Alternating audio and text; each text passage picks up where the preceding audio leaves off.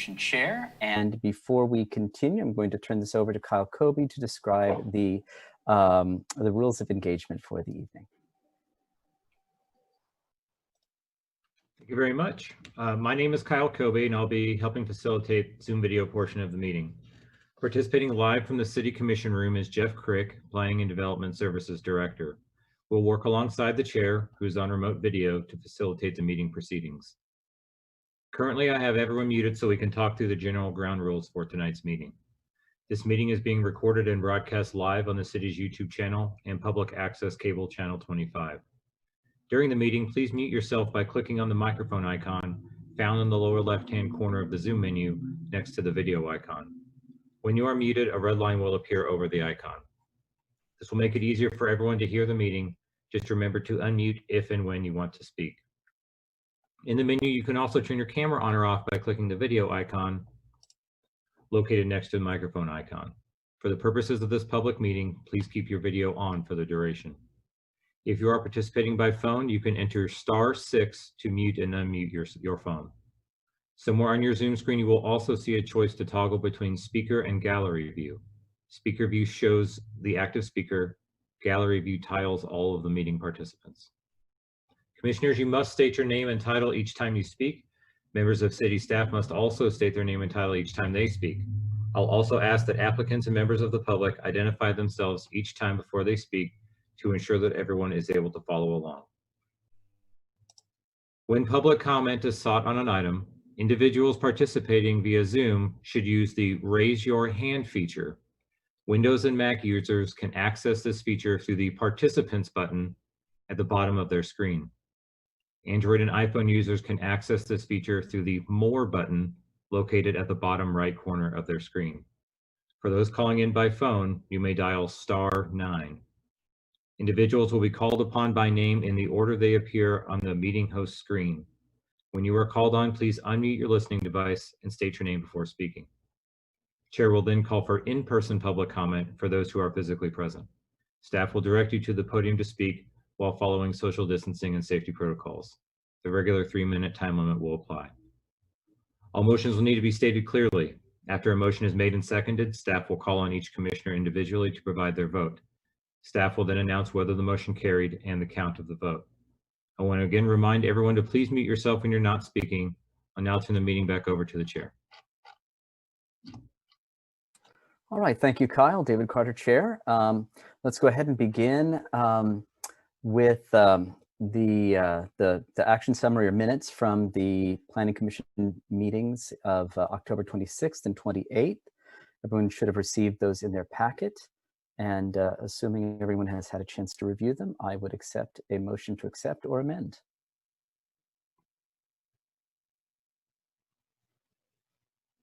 Commissioner Sinclair. I would move that we approve them. Thank you, Commissioner Sinclair. David Carter, Chair. Do I have a second? Commissioner Ashworth, by hand motion. Jeff, could I ask you to read off the roll, please?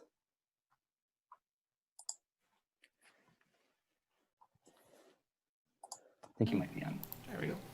Jeff Craig, Planning and Development Services Director. Commissioner Ashworth? Yes. Commissioner Butler?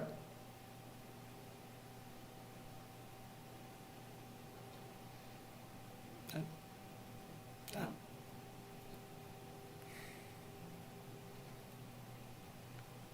we go. Still can't hear you.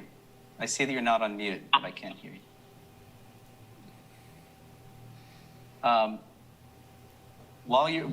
David Carter, Chair, while we're working on that, is it acceptable for Commissioner Butler to affirm yes through a hand motion or something? Jeff Craig, Planning and Development Services Director. For this, that would work in the instance. Okay. Commissioner Butler has registered an affirmative. Commissioner Carpenter? Yes. Commissioner Carter? Yes. Commissioner Shanklin? Yes. Commissioner Sinclair? Yes. Commissioner Struckoff?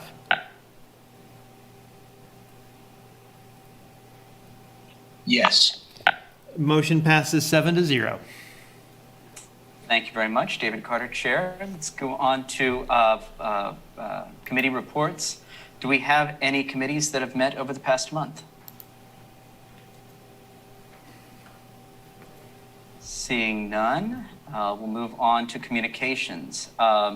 Jeff, can you tell me if we've received any written communications from the public that are not already in our packet? Jeff Craig, Planning and Development Services. All communications were part of your packet this evening. Fantastic. Thank you, David Carter, Chair. How about written communications from staff, planning commissioners, or other commissioners? Jeff Craig, Planning and Development Services. None available. Very good. Thank you. How, David Carter, Chair, how about any written action of any waiver requests or determinations made by the city engineer? Jeff Craig, Planning and Development Services. No items for that this evening. All right. Thank you, David Carter, Chair. I'll turn this back over to the commission. Any ex parte communications to report?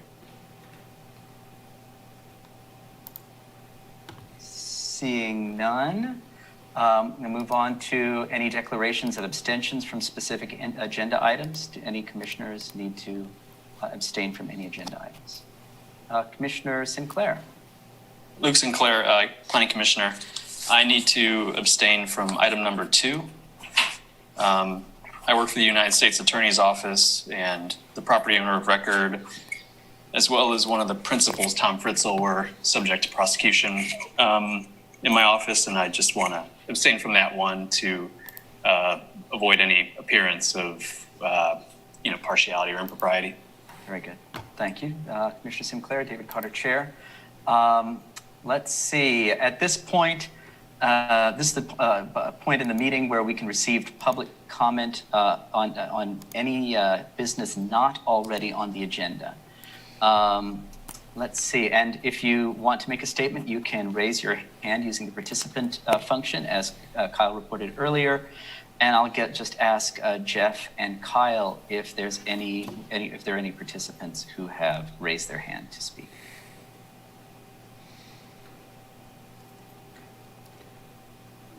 Jeff Craig, Planning and Development Services Director. Not seeing any hands raised, and there are no individuals in the commission room this evening. Very good. Thank you very much, David Carter, Chair. That brings us to regular agenda and our first item. Consider variances from section 20-810E and 20-811C of the Subdivision Regulations for a minor subdivision at 2300 Lakeview Road. Catherine, I believe you're going to present on this topic. Yes, Catherine Week. Good evening, commissioners. As you mentioned, I'm presenting 2 variances that are associated with the Timber Ridge Industrial Park number 4 minor subdivision. Just for background information, our minor subdivisions are administratively approved through administrative process.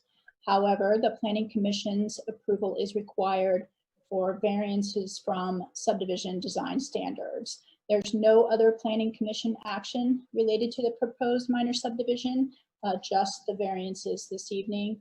The Planning Director has approved the minor subdivision subject to any variance approvals as required.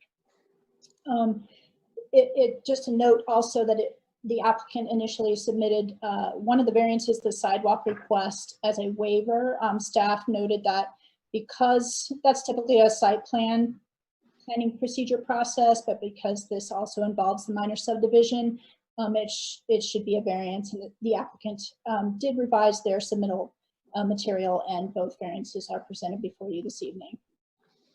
So these are variances from 2 sections. One is the subdivision design standards, section 2810, for the right-of-way width variance that they're requesting. And the other is from section 2811, public improvement standards for the requirement of sidewalks on both sides of the street. Just some initial information for you. The property is zoned IG. It is a developed industrial subdivision. And IG requires in section 2811 that there is construction of public sidewalks concurrently with street construction on both sides of the street under the current land development code. At this particular location in this subdivision, it's already an existing subdivision, and streets have already been constructed. Thus, the applicant is asking for a variance along Lakeview Road, which is classified as a principal arterial, and that requires 150-foot right-of-way under the current standards. This road was constructed with a 90-foot right-of-way. And as part of the review process, staff does seek review comments from our MSO division, and they are in support of this variance. There's no additional changes to access or public right-of-way or infrastructure in that area, and so they were supportive of the variance request. If you refer to the memo that was submitted, there is a table showing what is in existence and what is required under the current code. Lakeview Road, as I mentioned, where the variance is being requested, has 150-foot right-of-way requirement and a 6-foot wide sidewalk and 10-foot bike path on the opposite side of the street. What's existing at this location on Lakeview Road is the 90-foot right-of-way that I mentioned and a 6-foot sidewalk on the side adjacent to the property, which would be the north side. It does not have a sidewalk on the opposite side of Lakeview Road. And then along Timber Ridge Road, which is to the east of the subject property location, that is classified as a local road, which requires 60 feet of right-of-way. It has 80 feet of right-of-way, so they have a little extra right-of-way. That is not a variance request. It's only the Lakeview side that we're looking at this evening. And then there is existing sidewalk along Timber Ridge Road, but that is on the opposite side from the property location, so it's on the east side. And just background on this minor subdivision and what it entails. It's an existing development for Standard Beverage. They're looking to expand at this location. It's currently 3 lots. They would be combining those 3 lots into one lot to accommodate their expansion, which would be up to the northwest of the property location. There's no proposed changes to access. Sidewalk currently exists along both Timber Ridge and Lakeview, so there's access provided to all of the existing industrial sites. So as part of variance review, staff looks at the 3 criteria for a variance request, that being hardship, whether or not the request is in harmony with the purpose of the existing regulations, and whether or not health, safety, and welfare are being protected. And staff has found that it does meet all of the criteria and is recommending approval of the variances that are being requested as part of this minor subdivision. And that would be, again, just to remind you, reducing that requirement of 150 feet right away on Lakeview Road down to 90 feet, which is existing. And then the variance from having to require sidewalk construction on the opposite side of the road as it currently exists. And I'd be happy to stand for any questions. If you have any that you would like to pose to me, I'd be happy to answer them. Thank you, Catherine. David Carter, Chair. I think we have the applicants represented. I think Mr. Grobe and Mr. Gough are both here. Either of you want to say something about the application? Thank you, Chairperson Carter. This is Matt Gough with Barber Emerson Law Firm. Good evening. I'm here on behalf of the applicant, Rudd Kansas Properties LAW LLC. I am joined also by Troy Smith, the project manager for Standard Beverage, and as you mentioned, Dean Grobe is here with us with Grobe Engineering. As Catherine mentioned, this application relates to the planned expansion of the Standard Beverage Distributions Facility in Lawrence. It's a large project that includes new construction, new equipment, and new jobs. The project will begin as soon as the city approves this and several other applications, hopefully in early December. And the timetable for construction is pretty tight. So for that reason, the applicant's requesting that you grant the variances before you this evening for the reasons set forth in the staff's report, including the written memo that you received, which I'd incorporate here without any changes. By way of comment, there's been some discussion by this commission recently in other contexts about the use of agreements not to protest the formation of future benefit districts. This request, this variance for the sidewalk specifically does include the requirement that the applicant give an agreement not to protest. And ultimately, this applicant is okay with that requirement, but we did want the record to reflect that there was some reluctance on this point because there's a dead-end street surrounded by industrial buildings. This isn't a sidewalk that fills a gap in the immediate area, as the staff noted. This might have been a candidate to talk about not requiring an agreement not to protest, but the likelihood of really ever needing this sidewalk seems pretty remote, and the applicant absolutely needs to move forward as fast as possible.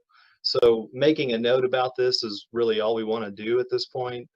Perhaps this feedback might be constructive in future discussions as to when an agreement not to protest is really required. It's the difference between a street that you're going to need someday, or a pump station, or some infrastructure you're going to need, you just don't know when, versus something you don't know that you'll ever need.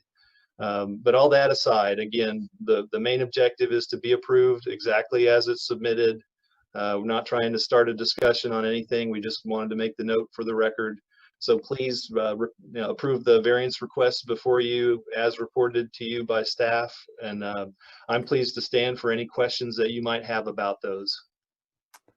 Thank you very much, Mr. Gough. David Carter, Chair. Let's see. At this point, we can receive public comment. I don't know if there are any attendees who wish to raise their hand on this item, and Jeff or Kyle, if you could please report back.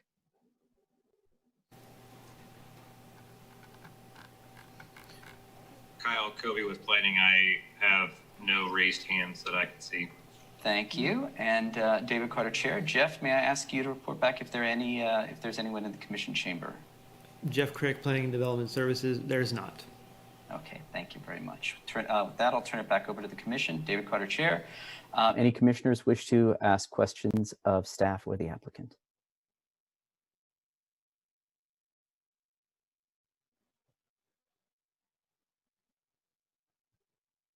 Well, David Carter, Chair, I just have one point of clarification, one question, and that is the variance request is only for sidewalk construction along Timber Ridge Road. Is that correct? Or is it also in this this north-south stretch between the two existing parcels? There was this notation in the report of just directly south of the cul-de-sac. Yeah, sorry, I had to get my unmute going here. Catherine Week, planner. So typically when they're constructing sidewalks or requiring construction of sidewalks, it's on the lot adjacent. It would be adjacent to the lot.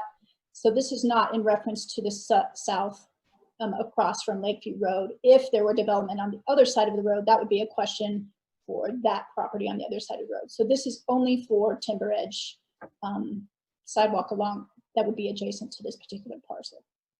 Very good. Thank you, Catherine. David Carter, Chair. Any other questions from commissioners? Commissioner Carpenter.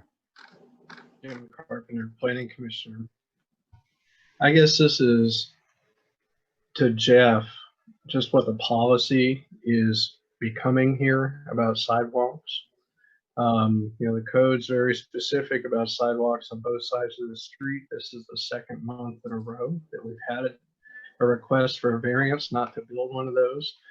Each time it's been prefaced which there's already a sidewalk on the other side of the road. So what is the criteria being used by planning staff to advance with the applicant request for a variance not to have sidewalks on both sides of the road? Jeff Crick, Planning and Development Services. It's a little bit of a different criteria set than what you would see at the Board of Zoning Appeals. The three that we outline in the staff report are really the three that are applicable in the instance. When we review these requests, we always review them in conjunction with Municipal Services and Operations and David Cronin, the city engineer, to understand, is it a necessary item? Does it fill gaps and needs? Does it meet a requirement that they're looking for from their side of things? And that is when we usually make those determinations on the recommendations for the variances that you see. The subdivision regulations work very well in greenfield development, where you're bringing new land online, or you're kind of doing that development in whole, and that's when it really wants to kind of put that in there.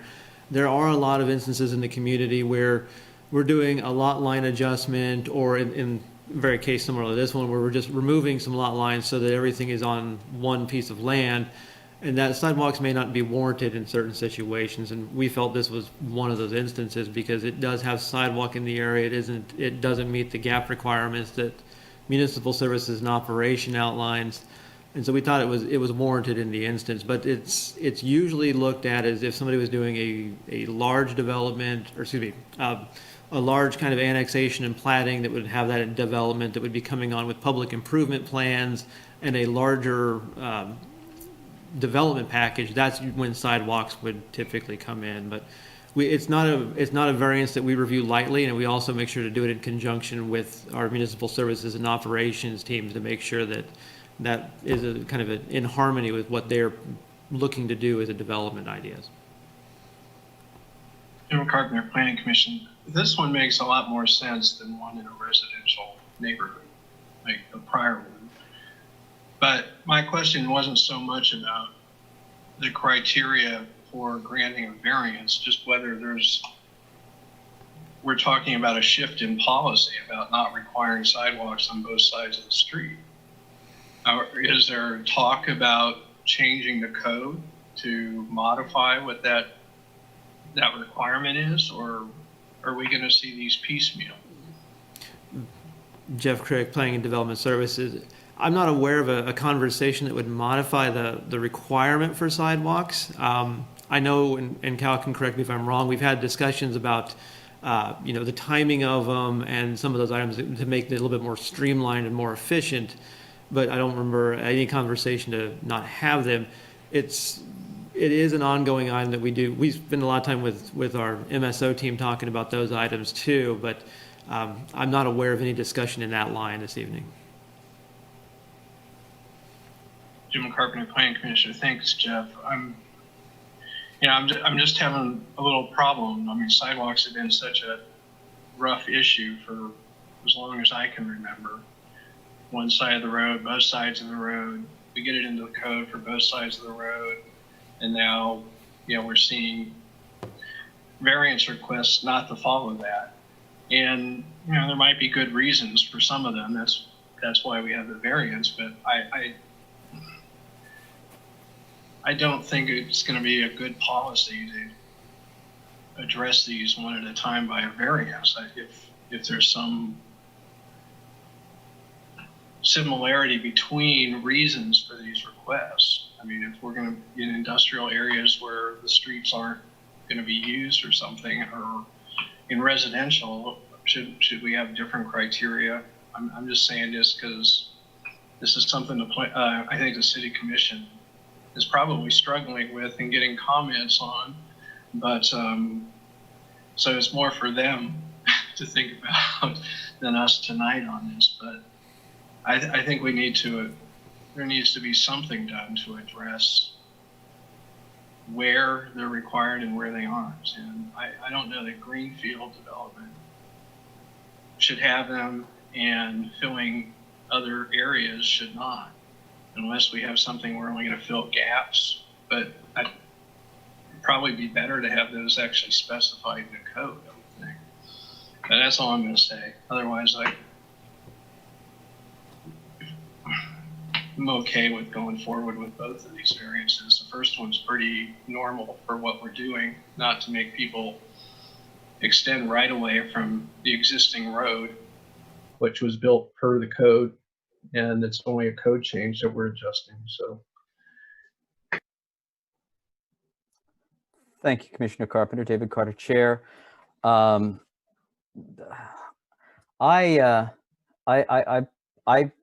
agree with where you're coming from, Commissioner. I have mixed feelings about complicating the code with specific definitions. I mean, I think as a free, enthusiastic walker, regular walker myself, I prefer the principle of just stating sidewalks on both sides and leave it up to the applicant to request variances when the situation, presents itself. But I guess it's worth, assuming the city commission is paying attention to this conversation, it's worth their exploring. Do any other commissioners have other perspectives they'd like to raise, or any other questions? Commissioner Struckoff. I appreciate Commissioner Carpenter's position on this. It is something that we've dealt with a few times. And although we do have the agreements not to protest in place, I'm concerned that the lack of a facility of any kind that we have decided is a benefit to our community would be the anchor by which future improvements are skipped. That is to say, there's not a sidewalk there, or there's not a bike lane there, so we're not going to continue from there. It's probably, I just want us to avoid letting the state of not existing be our benchmark. We want to keep our goal of completing these systems in mind. That said, I am okay with both of these variances in this instance.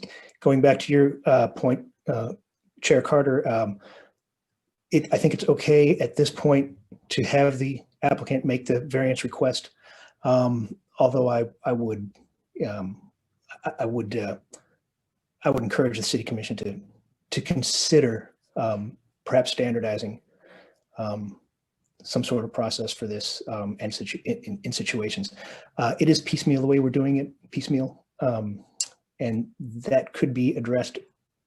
But like you said, Chair Carter, having the applicant make the variance request under the system we have right now is suitable for me, and I will support both of these requests. Thank you, Commissioner Struckoff. David Carter, Chair. Commissioner Sinclair.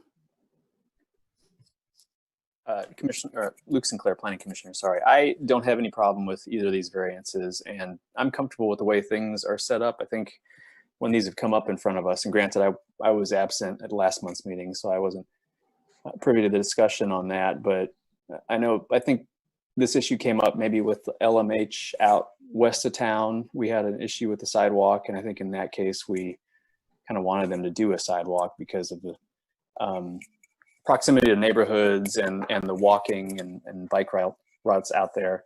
Here, it makes sense not to require it of the applicant. One question I would have, I guess, is since we're the approving body on a variance, how do the concerns that Commissioner Struckoff and Commissioner Carpenter are raising for purposes of the City Commission relate to them, since they won't see these, as I understand it? Jeff Crick, Planning and Development Services. I can share that most of the commissioners do watch the videos from the meetings. What I understand, and we would also, I would bring this up with David Cronin, our city engineer, just so he's aware of that, and since we do work with them on these kind of items very closely, so that's something that he can be aware of on his discussions related to this item too. Thank you, Jeff. David Carter, Chair. Any other questions or observations from commissioners? Or would anyone care to make a motion at this point?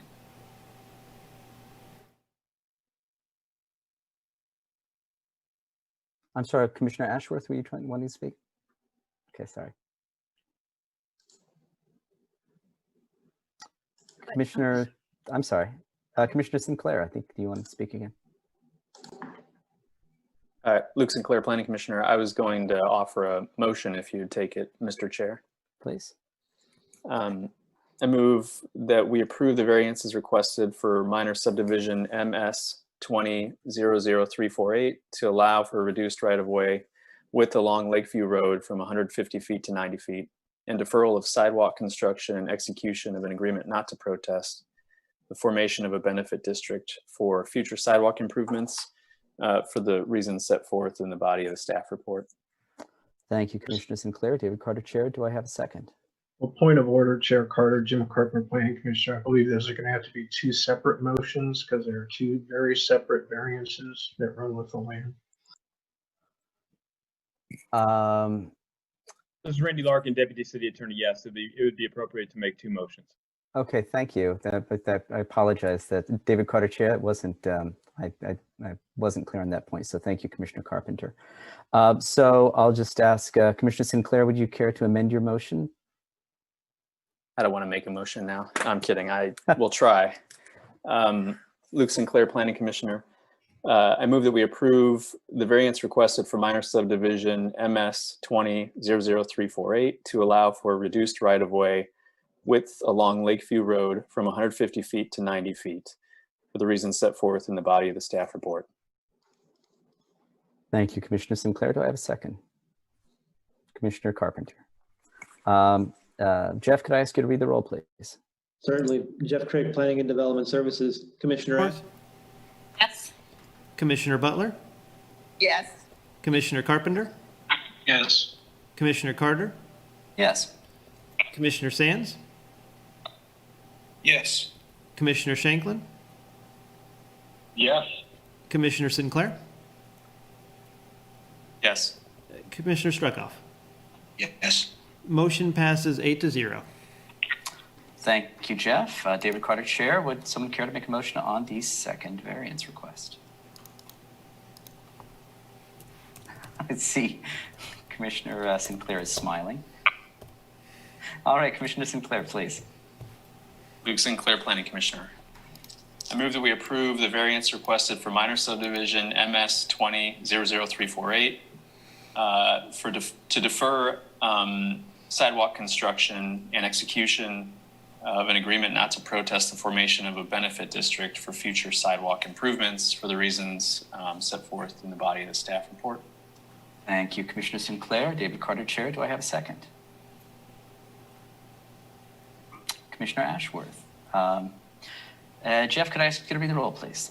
Forgive me. Is there any further discussion before final vote? All right, thank you. Jeff, could I ask you to read the roll, please? Jeff Craig, Planning and Development Services. Commissioner Ashworth, Yes. Commissioner Butler, Yes. Commissioner Carpenter, Yes. Commissioner Carter, Yes. Commissioner Sands, Yes. Commissioner Shanklin, Yes. Commissioner Sinclair, Yes. Commissioner Struckoff. Yes. Motion passes 8-0. Thank you, Jeff. That brings us to item 2. Consider approving a preliminary development plan for mixed residential uses at the Jayhawk Club, 1610 Birdie Way. And I believe... Sandy, you're going to be presenting to us?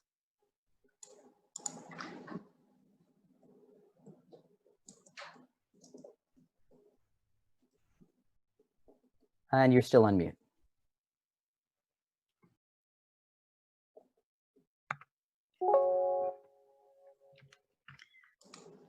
Good evening, Sandy Day. Sorry about that little technical problem. This project is a revision to an approved preliminary development plan for the Jayhawk Club plan development. Some of the phases have been developed and some are being modified by this request. Page 4 of the staff report lists the various related projects that have been approved with this project previously. The Jayhawk Club is a mixed-use residential and non-residential planned unit development that includes multi-dwelling uses, proposed detached houses and senior living. Non-residential uses include the clubhouse, indoor and outdoor pools, a wellness center, restaurant uses, and accessory uses related to the golf course. The focus of this request is the changes related to the University Golf Practice Facility and the residential development on the east side of Birdie Way. The planned development itself includes zoning that is RM24 PD, as well as the PUD zoning that predates the 66 code. The golf course and driving range are zoned for the PUD, that very old PUD. The area shown on page 8 of the staff report that's shaded in striped red is the development area. The driving range and existing golf course provide open space buffer between the proposed development and the existing surrounding neighborhoods. The project actually reduces the total number of dwelling units and the intensity of the residential development from previous plans. The north lot lines are revised because of the land ownership transfer between the developer and the university. The university practice field, which is will be replatted so that it'll be on its own lot along with the driving range, and will be located at that north end of the project. It still retains its orientation within the planned development. So this change actually ended up reducing the land area that was set aside for that next phase of residential development. The preliminary development plan is submitted in response to those changes. It does meet the definition of a substantial change in the land development code, and therefore a revised preliminary development plan being considered by the Planning Commission was required prior to the applicant submitting a final development plan and building permits. The arrangement of the residential uses include 3 detached dwellings at the north end of the property. The previous plan had shown 4 duplex units at that location. The middle portion of the property previously included 2 multi-dwelling apartment buildings with a total of 112 residential units. This is replaced by a 1-story maintenance building, storage building in the central portion of the lot along the east property line. The south end of the property includes the proposed 100-unit senior housing building, and that unit number has not changed. Consistent with the previous use, it does include additional outdoor amenities specific for that residential portion of that phase. The location of the storage building is intended to provide some buffering between the residential parking lot and the golf course.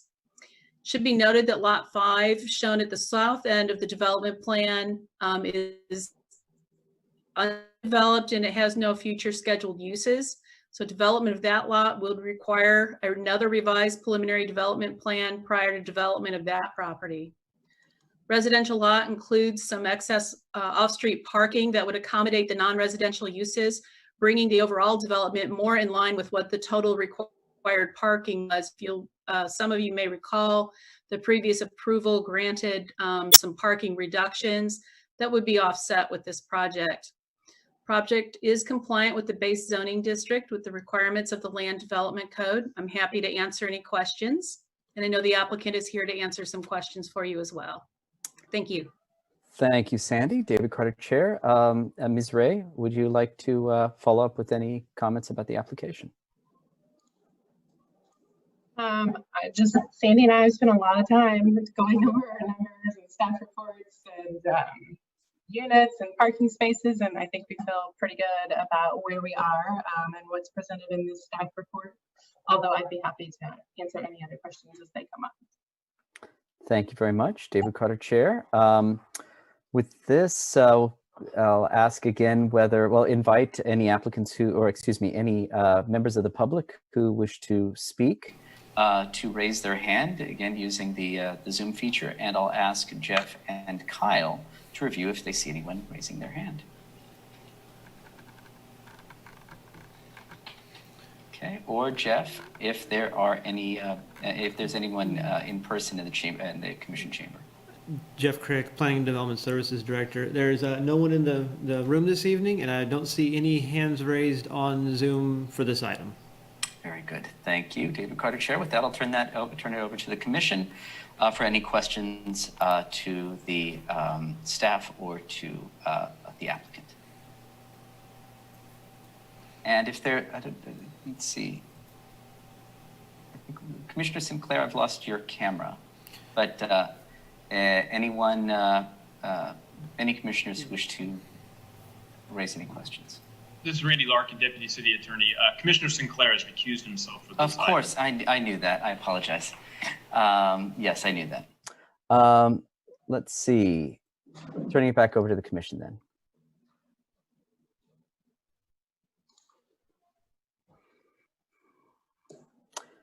I guess I'll ask Ms. Rhea. There was a letter from a neighbor on El Dorado raising a number of questions about well, a number of different issues, in particular lighting. I was curious, Ms. Rhea, if you had read that letter and if you had any comments on any of the observations raised by the by the letter writer? I did read the letter and noticed that they had said, you know, that the lights are shining in their homes. We have developed the lighting on the site per the city code. So they all have cutoff shields, which is a requirement. The only thing I would say is the landscaping is not full grown yet. Hard to put full grown trees and shrubs there. And, you know, I think that'll help when they do get bigger. The other thing with the, you know, with the new building, hopefully that cuts off some of the lights they might be seeing, like the street lights along Birdie Way and things of that nature. We tried to have lights not put in on the roundabout, but I think MSO felt pretty strongly that those should go there, and we tried, and I know the neighbors tried too, but that's kind of what we had to do in the end. Thank you, Ms. Ray. David Carter, Chair. Commissioner Sands. Rob Sands, Planning Commissioner. Question for applicant. The maintenance building, is that going to be primarily a function of supporting the residential properties, or is that more of a function for supporting the golf course portion of the property? That would be for maintenance issues for the apartments. I mean, I imagine they might have some golf carts stored in there, but overall it's supposed to be, you know, extra doors, refrigerators, microwaves, places to work on residential maintenance issues. Thank you, Ms. Ray. David Carter, Chair. Other questions from commissioners?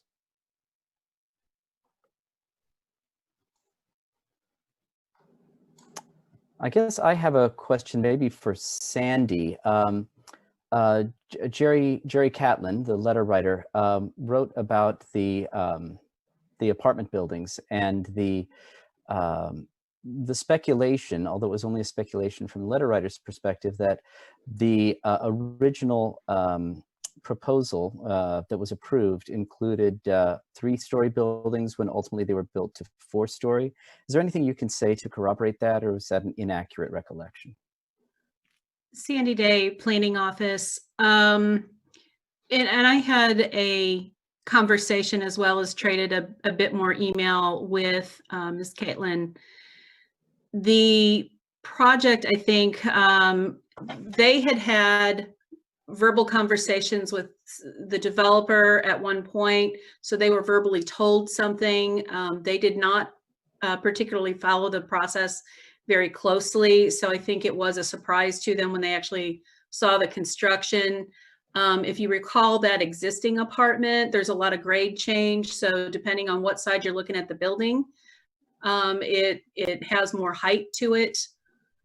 So I think there were some different things that went on there. One of the clarifications in that conversation we had was that if this particular new building were proposed, or if a permit came in or the final development plan came in and it was showing something with 4 stories, that would actually be a substantive change to this plan and would require it to go back. And so she felt more confident about that scenario if that were going to happen. So it was more getting familiar with the process, expressing some disappointment about the way the building looks today for those existing apartments.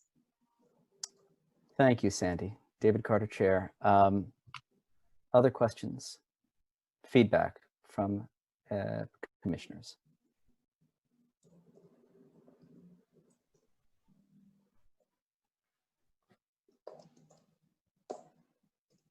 Commissioner Butler, did you want to say something? I can make a motion if it's appropriate at this time.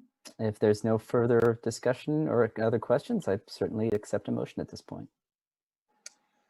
I would move that we recommend approval of PDP-20-00304 Jayhawk Club preliminary development plan based upon the findings of fact presented in the body of the staff report, and forward a recommendation of approval to the City Commission, subject to the conditions listed in the staff report. Thank you, Commissioner Butler. David Carter, Chair. Do I have a second?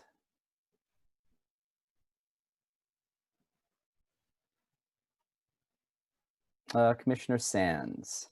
Any further discussion? Seeing none. Jeff, could I ask you to read the roll, please? Yes, Jeff Crick, Planning and Development Services. Commissioner Ashworth? Yes. Commissioner Butler, Yes. Commissioner Carpenter, Yes. Commissioner Carter, Yes. Commissioner Sands, Yes. Commissioner Shanklin, Yes. Commissioner Struckoff. Yes. Motion passes 7-0 with one recusal, or abstention, excuse me. Thank you very much, Jeff. Do we need a moment to invite, Let's see. There we go. Commissioner. There he is. Hey, there we go. We got Commissioner Sinclair back. Very good. That brings us to item 3. Consider approving a request to rezone approximately 3.5 acres at 145 East 1250 Road. And Mary, I believe you're going to be presenting on this item. Yes, I am. Very good. Good evening. I'm Mary Miller, City County Planner. And this application is requesting the rezoning of the eastern 3.5 acres of a 5.3 acre parcel from General Business, GB, to the Transitional Agricultural District, or Ag 2, so that the parcel will have uniform zoning that will allow the construction of a residence. And figure 1 on page 2 of the staff report shows the subject property and that split zoning. As revised zoning regulations are being drafted and new zoning districts are created, staff identified properties where the zoning did not match the use. And we noted that our intent would be to seek rezoning of these properties to match the zoning and the uses. And that would provide a more accurate count of the amount of commercial or industrial land in the rural portion of the county. And the subject property is within one of those areas that have been identified. It's a narrow band of commercial zoning located along Old Highway 59, East 1250 Road, is called now, and is south of Highway 56. And this is marked in figure 2, page 2 of the staff report.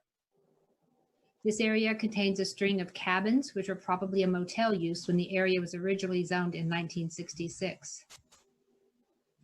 While staff intends to pursue rezoning of this area in the future, the owner of 145 East 1250 Road has plans to build a dwelling on the property. And residents had previously been permitted in the commercial zoning districts, but with the new regulations, they're not permitted on commercially zoned property.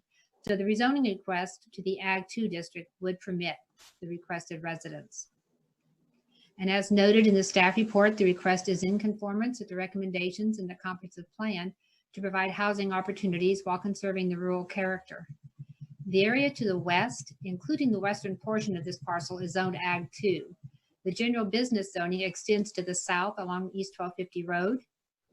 And as I mentioned, rezoning some of those parcels will be a future project to rezone those to the Ag 2 or Ag 1 district, depending upon their sizes. There is considerable floodplain in the area. The applicant owns 2 parcels, the subject parcel and the parcel to the west, and the only area outside the floodplain is within that area that's zoned GB or general business. So this rezoning is necessary to accommodate residential development. The aerial on figure 3C of the staff report shows development and land use in the area. The area consists primarily of wooded floodplain with residential development located along East 1250 Road. And this rezoning would allow a residence on the northern parcel right along East 1250 Road, similar to others in the area. The area has a mix of Ag 1 and Ag 2 zoning districts and a mix of the smaller and larger parcels that are permitted in each. Woodlands and floodplains associated with stream corridors are a defining feature, along with agricultural and residential uses.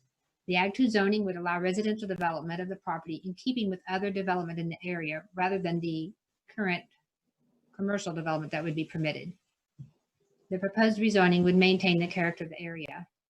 One of the golden factors requires us to evaluate the suitability of the property for the uses to which it is restricted.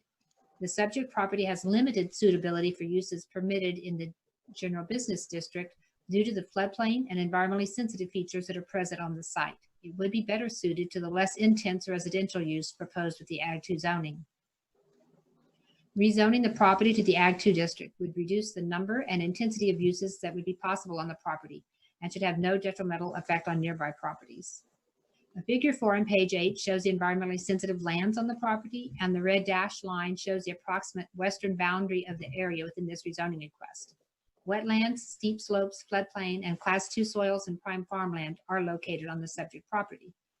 Rezoning to the Ag 2 district will not adversely affect the environmentally sensitive lands, as County Zoning Code staff will review the building permit application and the plot plan for impact on environmentally sensitive lands. Floodplains and wetlands have local, state, and federal regulations, and the other features are protected with local requirements. The proposed residential use is less intense than a potential commercial use that would be permitted with the current zoning, and the impact to the environmentally sensitive lands should be mitigated with the building permit review. In staff's opinion, the review criteria are met, and staff recommends forwarding the rezoning to the Board of County Commissioners with a recommendation for approval. And I believe the applicant is present, and I'd also be happy to answer any questions you might have for me. Thank you. Thank you very much, Mary. David Carter, Chair. I believe Cody Taylor is present. Mr. Taylor, would you care to say anything?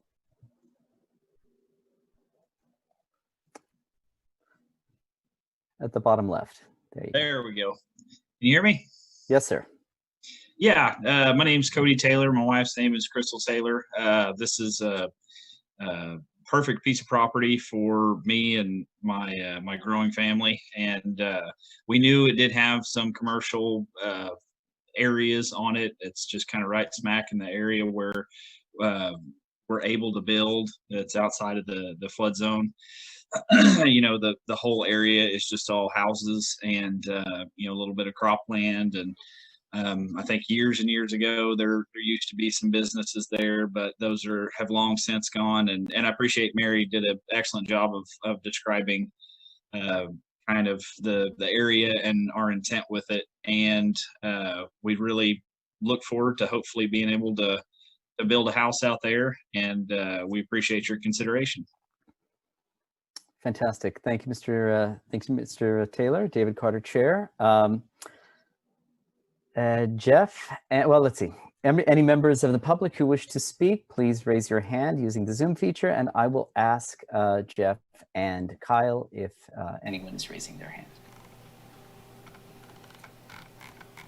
If not, I'll ask Jeff to please report if there's anyone in the commission chamber. Jeff Crick, Planning and Development Services Director. There, no hands are raised on Zoom, and there's no one to speak on this item in the chamber. Thank you very much. David Carter, Chair. I'll turn it back over to the commission. Any questions for staff or the applicant?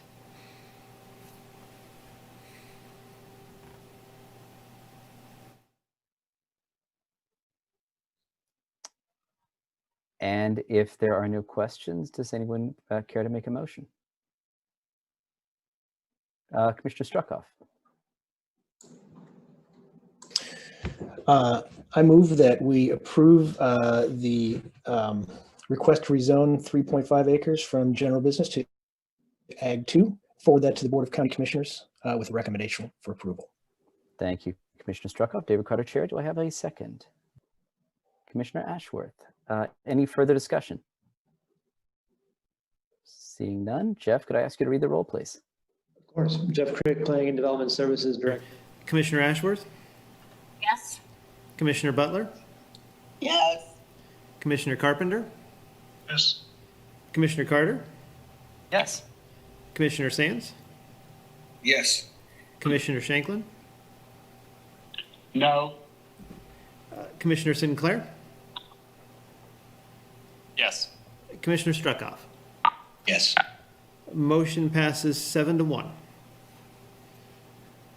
All right. Thank you very much, David Carter, Chair. That takes us to item, we're going so quickly. Let's see, this takes us to item 4. And consider approving a request to rezone approximately 11.5 acres in the 1700 block of East 902 Road from clustered preservation to transitional agriculture. And Mary, I believe you're presenting on this as well. Yes, thank you. Mary Miller, City County Planner. And as you mentioned, this request is to rezone approximately 11.5 acres from CP or cluster preservation to Ag 2, transitional agricultural. And in 2017, a conditional use permit was approved for the subject property for a mini storage facility.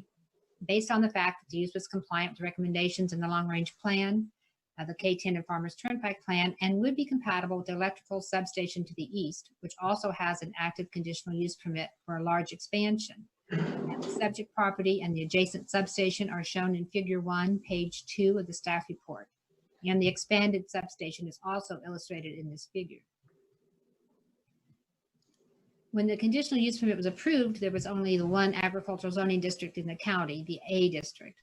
But with the adoption of the 2020 zoning and land use regulations, 2 ag districts are created. The Ag 1 for anything over 20 acres, Ag 2, anything less than 20 acres. And then the CP district was created. And this was specifically for the more dense residential clustered development that's permitted in the urban growth area. And the districts were set to automatically convert. Properties in the UGA with less than 20 acres that had been zoned A would convert to Ag 2, transitional agricultural, unless the property had been platted or divided with a certificate of survey. And those would convert to the CP or cluster preservation district. And it was necessary for the subject property to be platted prior to the approval of the conditional use permit, as it was not a vested property. It didn't have a vested right to a building permit. So as the property was platted and had less than 20 acres, the zoning automatically converted to the CP district, which does not permit the mini storage use. So this rezoning is being requested to remove the non-conforming status from the approved mini storage use. And the rezoning was reviewed with the golden factors to ensure that the zoning would be appropriate for other uses permitted in that Ag 2 district. The rezoning is in conformance with the comprehensive plan, as there are no environmentally sensitive lands on the property. And the comprehensive plan calls for transitional uses between high and low intensity uses. The subject property being just west of the substation would be suitable for a transitional use or another more intense use, but may not be suitable for residential uses due to that planned expansion of the substation. While the mini storage would not serve as a transition, having K10 to the west, it would prevent the location of low intensity residential uses adjacent to that substation. The property was platted with an access drive to the north of the substation, which would be heavily landscaped to provide a buffer to the north. Figure 2 on page 4 of the staff report shows the zoning and land uses in the area. The proposed Ag 2 zoning would be consistent with the zoning to the east and south, and the mini storage use would be compatible with the electrical substation to the east. Figure 3 on page 5 shows the character of the area. Land within the city of Lawrence is to the southeast, and that's highlighted in yellow. You'll see Rock Chalk Park in the near area. A floodplain is located throughout the area along streams. This area is located at the rural urban fringe and contains a mix of uses. We have woodland, agricultural, and rural residential, along with a mix of urban uses, the recreational facility at Rock Chalk Park, the park, and multi-dwelling uses. The requested rezoning and the approved mini storage use, as well as other uses permitted in the Ag 2 district, are compatible with other uses and zonings in the area, and the request would maintain the character of the area while providing for a low impact, non-residential use to be located adjacent to the substation. The property is located within the boundaries of the K10 and Farmers Turnpike plan, and research office land uses are recommended for the subject property as future uses, and light storage is one of the uses included in that category. Rezoning to the Ag 2 district to accommodate the approved mini storage is compliant with the future land use recommendations in the area plan. The subject property is not well suited to the uses to which it is currently restricted, as the CP district is intended to be protective of rural, medium density residential areas, which may not be appropriate at this location between the electrical substation and the highway. Due to its location, the property is better suited to the wider range of uses which are permitted in the Ag 2 district. The rezoning would result in a district which permits a wider range of uses than the current CP zoning, but is considered compatible with both the CP and the Ag 1 zoning districts. The proposed use has an approved conditional use permit and impacts on nearby properties were evaluated and minimized through the review of the conditional use permit. Other uses in the Ag 2 district that are more impactful would also require approval of a conditional use permit that would go through the public hearing process with the Planning Commission so that impacts could be evaluated and minimized. There'd be no gain to the public health, safety, and welfare in the denial of this request, as the proposed use and the potential impacts have been addressed with the review and approval of the conditional use. The subject property is classified by the Natural Resource Conservation Service as a prime farmland, which is listed as an environmentally sensitive land in the subdivision regulations. The current zoning would allow the division of the property through a plat or certificate of survey for residential development. The proposed zoning would remove the nonconforming status from the approved use. The rezoning in and of itself would have no impact on environmentally sensitive lands unless the CUP for the mini storage expired. At that time, the property could be used for agriculture. Other more intense uses, as I mentioned earlier, would require approval of a conditional use permit, and the impact on environmentally sensitive lands would be evaluated at that time. In staff's opinion, the review criteria are met, and staff recommends forwarding these rezonings to the Board of County Commissioners with a recommendation for approval. I believe the applicant is here for this item as well. I'll be happy to answer questions if you have any for me. Thank you very much, Mary. David Carter, Chair. David Hamby, would you like to make any comments to supplement what Mary has presented? Sure, David Hamby with BG Consultants representing the applicant. I'd be happy to answer any questions. As she said, the only reason we're doing this is because of the rezoning that made the use non-conforming. So hopefully we can get that straightened out, and I'd be happy to answer any questions you might have. Thank you very much, Mr. Hamby. David Carter, Chair. Any members of the public who wish to speak, please raise your hands on Zoom, and I will ask Jeff and Kyle to confirm if there is anyone raising their hand, or of course Jeff to confirm if there's anyone in the commission chamber. Jeff Crick, Planning and Development Services Director. There's no one in the room for this item, and I'm not seeing any hands raised on Zoom either. Very good. Thank you very much, David Carter, Chair. That'll turn it over to the commission. Any questions for the applicant or for staff?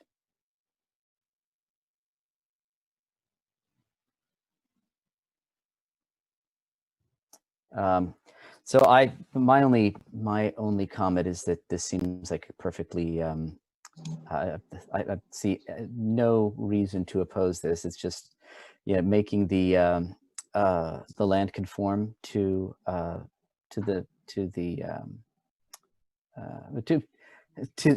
sorry, I'm not finding my words, to get back into conformance with the plan. And so I'm wondering if any commissioners would care to make a motion, unless there's any other discussion or questions for applicants or staff.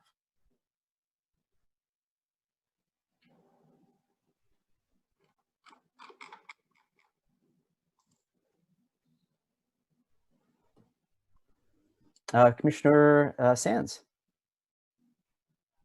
I'd like to make a motion. I move that we request to rezone approximately 11.5 acres located at 1700 block of East 902 Road from Clustered Preservation District to AG2 District, and send that to the Board of County Commissioners with a recommendation for approval based upon findings of fact presented in the staff report.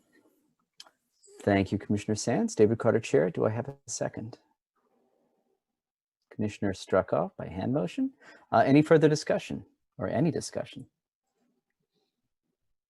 Seeing none, Jeff, could I ask you to read the roll, please? Certainly. Jeff Crick, Planning and Development Services. Commissioner Ashworth? Yes. Commissioner Butler? Yes. Commissioner Carpenter? Yes. Commissioner Carter? Yes. Commissioner Sands? Yes. Commissioner Shanklin? Yes. Commissioner Sinclair? Yes. Commissioner Struckoff? Yes. Motion passes 8-0. Thank you very much, Jeff. David Carter, Chair. That takes us to our final agenda item, item 5. Consider approving requests to rezone several parcels, properties located near or along Lone Star Lake, from AG2 or transitional agriculture to Lone Star Lake Lot Residential District. And Mary, it's your lucky night. Three's a charm. You're presenting on this as well. Yes, thank you. Mary Miller, City County Planner. And as you mentioned, this requests the rezoning of several properties, about 67 located near or along Lone Star Lake, to the Lone Star Lake Lot Residential District. And this district was specifically created for these properties as they are all currently non-conforming lots within the Ag 2 district. And the structures are non-conforming structures as they can't meet the required setbacks. And these rezonings will remove the non-conforming nature of the lots and the structures. And the reason there's several applications is that not all the lots are contiguous, so each contiguous group of lots are included in their own rezoning application, but I'm discussing them all at once. There's several different applications within this item. The property owners were included in the development of this Lone Star Lake Lot Residential District. There's a public meeting and a public comment period in 2018 when we developed the standards and the uses. The district was then included in revised 2020 zoning regulations. Property owners were notified of the initiation of the rezoning and of the rezoning itself by mail. A virtual neighborhood meeting was held on October 1st of this year to discuss the rezoning and answer questions that some of the property owners had. And the Douglas County appraiser was at the meeting to answer questions about the impact of the rezoning on taxes. This is one of the main questions we had as a result of our notification. And the appraiser indicated that taxes are based on the use of the land and not the zoning. And so they're currently used for residential uses and they would continue to be taxed as residential uses. And this meeting was recorded and made available for those property owners who could not attend. The zoning and code staff spearheaded the creation of the district, as most building improvements or additions around Lone Star Lake require a variance from the Board of Zoning Appeals. The new standards remove the nonconforming nature and will provide a simpler process for obtaining building permits. The rezoning is in compliance with the recommendation of the comprehensive plan. And as the introduction of the plan states, the vision is to create and maintain preservation and celebration of our rich history, along with new places with unique character. And most of the lots along Lone Star Lake were divided in 1939, prior to the adoption of zoning in 1966. So this is a historical area within Douglas County. The various zoning applications are identified by letter in Figure 1 on page 4 of the staff report. The surrounding area is zoned Ag 1 or Ag 2, depending on the parcel size. The land use map shows that agriculture and park or open space are the predominant land use areas with the scattered residential uses. The proposed zoning and the existing lake-oriented residential use is consistent and compatible with the surrounding uses and zoning. Principal features of the area include the Lone Star Lake Park, the woodlands and wooded stream corridors, and agricultural properties. Rural residences are scattered throughout the area, while small lot residences and vacation cabins are concentrated along the west side of Lone Star Lake and along the western leg, as shown in Figure 2 on page 5 of the staff report. The rezoning would not create new area for development or permit additional uses, but would maintain and enhance the character of the area. The property is not well suited to many of the uses permitted in the Ag 2 district, primarily because of the very small size of the lots. These are actually urban sized lots. A few uses are permitted in the LS district, and these are selected based on the small size of the lots and for compatibility with nearby residences. The uses are listed in the table on pages 6 and 7 of the staff report. There isn't an applicant, however, since the Planning Commission initiated the rezoning at staff's request, but a member of the Lone Star Lake Community Board indicated that he would attend if anyone has questions for the property owners, and I'll be happy to answer questions if you have any for me. Thank you. Very good. Thank you, Mary. David Carter, Chair. Let's see, since we don't have specific applicant, aside from this, let's see, I will ask for any public comment. You know the routine. If you can raise your hand if you wanted to speak, and I'll ask Kyle and Jeff to confirm if there's anyone petitioning to speak. Excuse me, Jeff Crick, Planning and Development Services.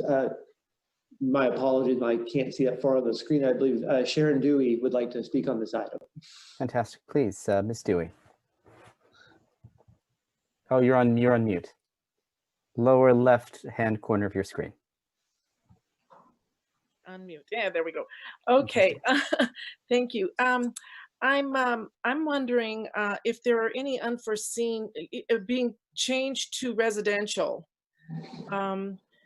If like require sidewalks or anything like that, that would be we would be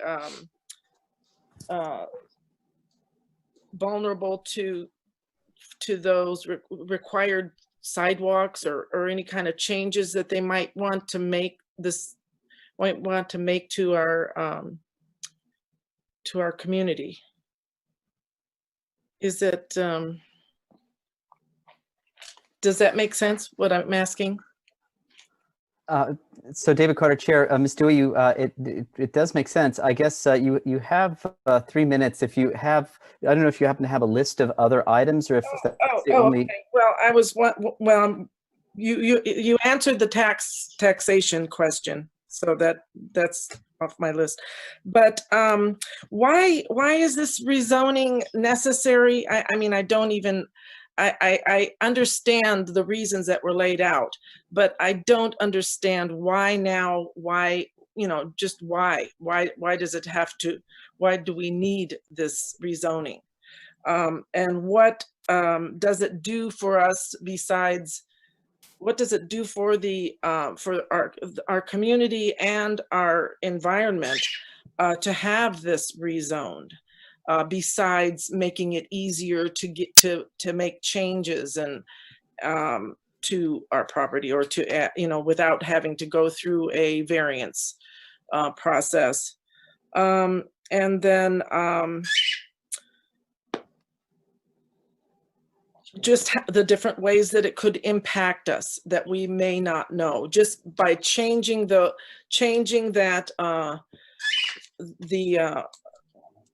pardon? Zoning. Yeah, changing the zoning from agriculture to residential. What impacts may it have on us? I guess that's we're concerned. My husband and I, Jerry Denoyles, he's here with me.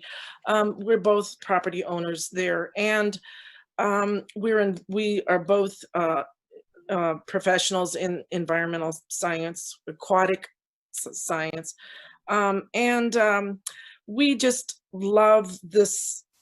Lone Star Lake is a jewel, it's just an environmental jewel for the state, and it's well maintained and beautifully maintained by the county, and I think everybody who has property there and everybody who visits just really appreciates it. And so we really want to preserve that as best we can. And so any change, especially this large zoning, we need to know what impacts we can expect. Great. Thank you very much, Ms. Dewey. I guess with that, I'm going to, before I ask Mary to address your questions, I'm just going to ask if there's any other public comment. I'm not sure we have any other members of the public in attendance. My husband has can he get in on this? I mean, Jerry Denoyles, we didn't sign up 2 people, but. No, that's fine. You've got 2 individuals present. Okay. Consider it a separate I'll make comment. a really quick comment. I've been very familiar with the biology and ecology of the lake since 1975, because that's my profession, and I've studied there and took students there. And I am particularly concerned about the ecological impacts that could occur as a result of the zoning change.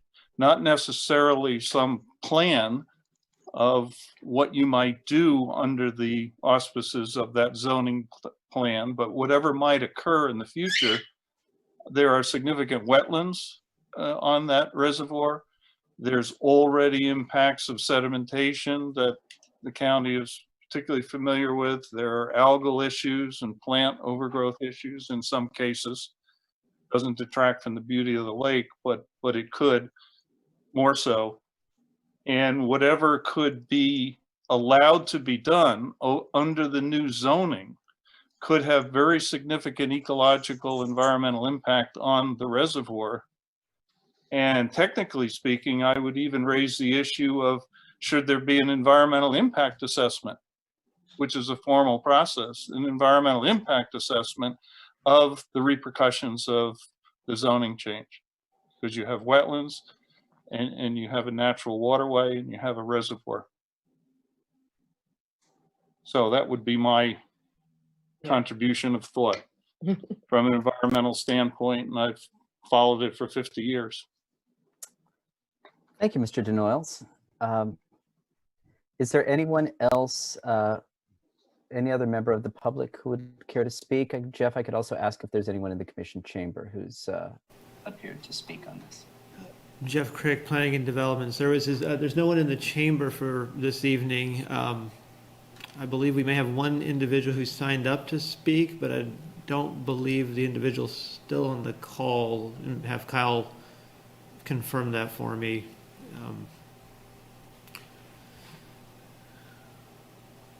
Kyle Koo is planning. Give me just one. I believe Jeff Lewis is Mr. on Lewis. my list. And I'm showing that Jeff Lewis still in the meeting, but neither the video nor the microphone are on. Mr. Lewis, there we go. You're up. If you've got 3 minutes if you care to speak on this issue. Well, I just wanted to say that I really appreciate Mary's work and Tanya's work with really looking at this and trying to make sure that we're helping all the people within the community to be able to make changes to really improve the properties and the area in general. And so, again, my comments are just to say thank you to those individuals for the work they've put into this process. Thank you. Thank you, Mr. Lewis. David Carter, Chair. I think that concludes public comment. So I'm going to turn it, I guess now I'm going to ask Mary, would you be able to address the issues or the questions raised by Ms. Dewey and Mr. Denoyles? Yes, one of the questions was, would you be subject to standards like sidewalks? No, the only standards that apply are the same that would apply in any district. You have setbacks, and those setbacks have been changed. Because right now, if in the Ag 2 district, you have to be 50 feet back from the road. And most of these lots, if you're 50 feet back from the road, you're almost at the end of the lot. So the setbacks have been changed, but we're not requiring any urban requirements like sidewalks, any special street landscaping. As a matter of fact, most of what we're doing is more restrictive for the property owners. You asked, what does it do for the community? It's the Ag 2 zoning allows quite a few uses, and there's uses that could be possible with conditional use permits. I don't think anyone's ever applied for one at Lone Star, and I wouldn't assume that they would. But if you look at the comparison of uses, the uses that are allowed now are just much less. I think we went from 50 uses to 17. So no one's going to come in and say, I want to put something next to you that just doesn't seem like a good fit. We've actually reduced the number of uses that are possible.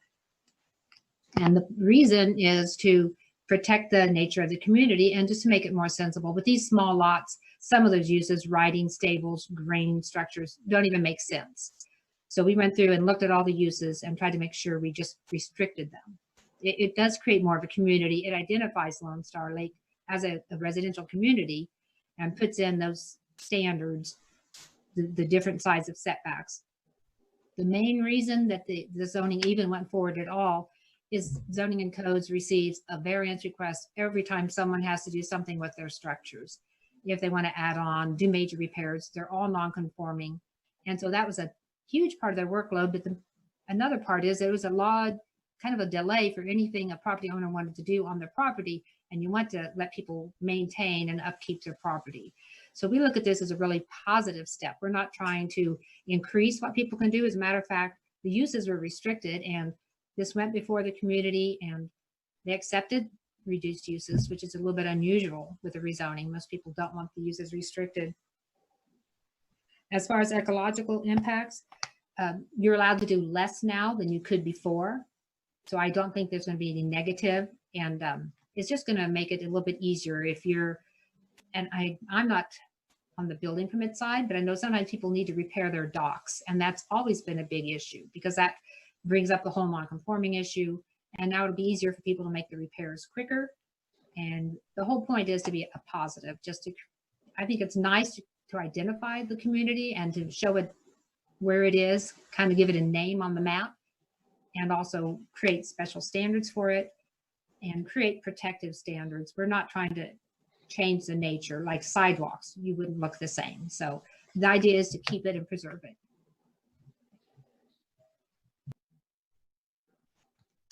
Very good. Thanks, Mary. Any David Carter, Chair, any other comments from you on any of these items? Or should I turn it over to the, I'm sorry, or should, forgive me, Ms. Dewey, I was addressing Mary. Okay. Would you like me to, I just wanted to thank responses? her. She really answered my questions really well. Thank you. Very good. Thank you, Ms. Dewey. All right. Well, with that, I'll go ahead and turn it over to the commission. Any questions, observations for Mary or for any of the members of the public who have spoken?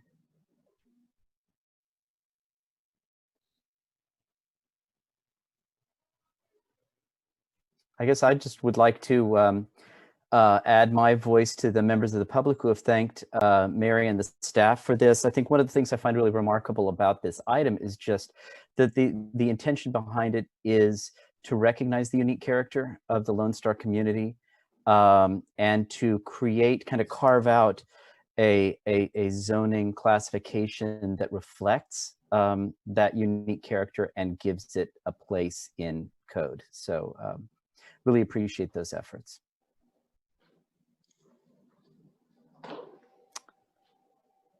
Any input from commissioners? I'd accept a motion if anyone cares. Commissioner Ashworth. Make a motion.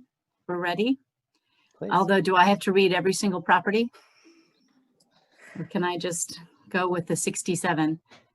I move that Planning Commission, Sharon Ashworth, Planning Commissioner, I move that the Planning Commission recommend that we forward these requests to rezone 67 properties located near or along Lone Star Lake from transitional agriculture to Lone Star Lake Lot Residential District to the Board of County Commissioners with a recommendation for approval based on the findings presented in the staff report. Thank you, Commissioner Ashworth. David Carter, Chair. Do I have a second? Commissioner Struckoff. Any further discussion? All right, thank you, Jeff. Could I ask you to read the roll, please? Of course. Jeff Craig, Planning and Development Services. Commissioner Ashworth? Yes. Commissioner Butler? Yes. Commissioner Carpenter? Yes. Commissioner Carter? Yes. Commissioner Sands? Yes. Commissioner Shanklin? Yes. Commissioner Sinclair? Yes. Commissioner Struckoff? Yes. Motion passes 8-0. Thank you, Jeff. That concludes all of our regular agenda items. We just have one additional item on miscellaneous new or old business. That is our 2021 Planning Commission meeting calendar. And Jeff, would you care to speak on that item? Certainly, Jeff Craig, Development Services Director. It's that time of the year again, commissioners, where we kind of outline your upcoming year and your calendar. We do have you as scheduled, as you can see there, for the Mondays and the Wednesday meetings at 6:30. So we would anticipate that pandemic situation or not to keep that calendar consistent and steady going forward for 2021. And if there's any conflicts or any dates in there that the commission sees that might be a potential hazard, be glad to take a look at those and adjust, but just we will need a motion and a vote to approve the calendar for the next year if the board would choose. Fantastic. Thank you, Jeff. David Carter, Chair. Do I have any questions for Jeff? Any observations, or would someone care to make a motion? Commissioner Carpenter. Jim Carpenter, Planning Commission. What's missing on this one this time around is a mid-month meeting date. I know that's overly optimistic that we might get back to that anytime in the next year. But if we do get back to that, is it contemplated that we might amend this for mid-month meetings, or are we just doing away with mid-month meetings?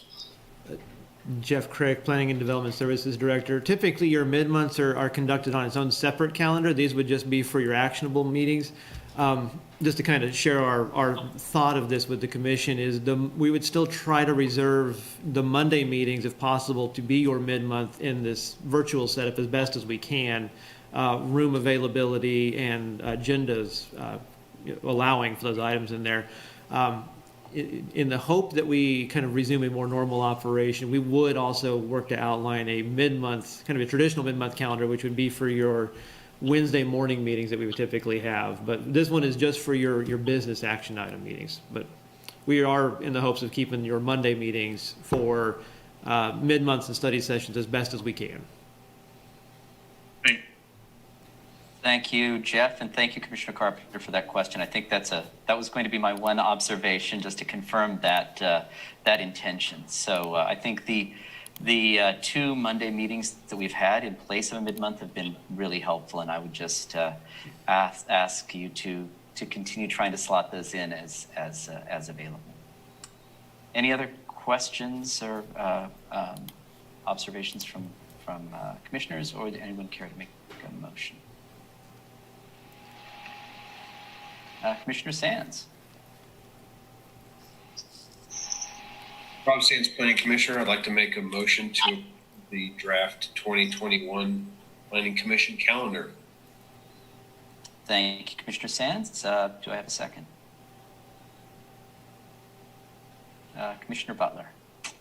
I don't know if there's any further discussion on this. So Jeff, could I ask you to read the roll, please? Of course. Jeff Crick, Planning and Development Services Director. Commissioner Ashworth? Yes. Commissioner Butler? Yes. Commissioner Carpenter? Yes. Commissioner Carter? Yes. Commissioner Sands? Yes. Commissioner Shanklin? Yes. Commissioner Sinclair? Yes. Commissioner Struckoff? Yes. Motion passes 8-0. Thanks very much. David Carter, Chair. Before we adjourn, I'll just ask, is there any other new or old business that commissioners would like to raise? If not at this moment, then do I have a motion to adjourn? Thank you, Commissioner Struckoff. In a second. From Commissioner Ashworth. Jeff, could I ask you to read the roll, please? Yes. Jeff Crick, Planning and Development Services. Commissioner Ashworth? Yes. Commissioner Butler? Yes. Commissioner Carpenter? Yes. Commissioner Carter? Yes. Commissioner Sands? Yes. Commissioner Shanklin? Yes. Commissioner Sinclair?